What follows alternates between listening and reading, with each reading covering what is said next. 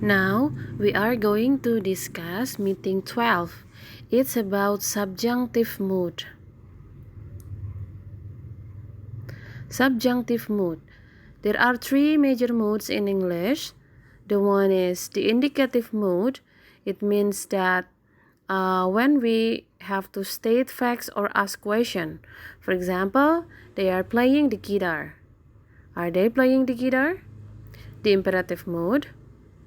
This expresses a command or a request. For example, play the guitar. Please play the guitar. Ini kalimat imperatif ya atau kalimat perintah. And then the next one is the subjunctive mood. That is our main discussion in this meeting. This shows a wish or doubt. Okay, this show a wish or doubt. For example, I suggest that Lee play the guitar. I suggest that Lee play the guitar. I propose that Lee be asked to play the guitar. If I were Lee, I would play the guitar. So as you can see, there is the word suggest, propose, in subjunctive mood. And if you can pay attention to the verb play in the first sentence, I suggest that Lee play. That Lee play. If we use it in simple present tense, of course we have to use S kan after Lee. Lee plays.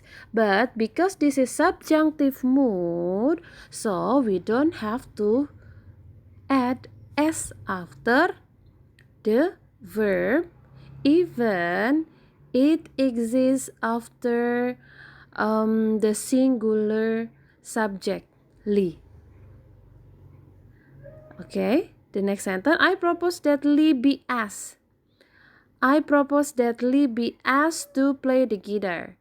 So, if the sentence is passive, we have to use be.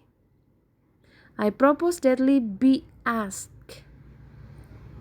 And then the third, if I were Lee, I would play the guitar. What is the subjunctive mood? The subjunctive mood is the verb form used to express a wish, a suggestion, a command, or a condition that is contingent. The form of a verb in the subjunctive mood may differ from the form with the same subject which is not in the subjunctive mood. For example, I was in your position 2 years ago. Nah, kalau kalimatnya seperti ini, it's not the subjunctive mood, it's a normal. It's an affirmative sentence. Okay? It's an affirmative sentence. Ini kalimat yang biasa. Nah, tapi kalau if I were in your position, I would do the same. Jika saya berada di posisimu, saya akan melakukan hal yang sama. Kenyataannya kan saya tidak berada di posisi dia kan. Nah, ini yang dimaksud dengan subjunctive mood. Karena tadi kan dibilang bahwa the subjunctive mood is a verb form used to express a wish, a suggestion. Okay? Nah, ini kan wish. If I were in your position, I would do the same. Okay? The examples of the subjunctive mood, other examples. The board recommended. Okay? Jadi ada kata recommended-nya. Kan tadi suggestion kan? To express suggestion. Jadi the board recommended that the motion be passed immediately. Remember, if the sentence is in passive, we have to add be plus verb 3. Okay? Motion is passed becomes motion be passed. And then the next sentence, the next example, she suggests that Mark work. She suggests that Mark work full time. Jadi bukan works ya, tapi cukup that Mark work full time from Saturday. He said it was essential that Johan guard the box. Johan guard the box. He said it was essential that Johan guard the box. It is imperative that the game begin at once.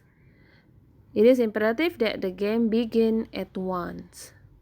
Oke, jadi tidak ada penambahan s di belakang kata kerjanya meskipun subjeknya orang ketiga tunggal. Okay, this one is the rules, ya. This one is the formula of the subjunctive mood.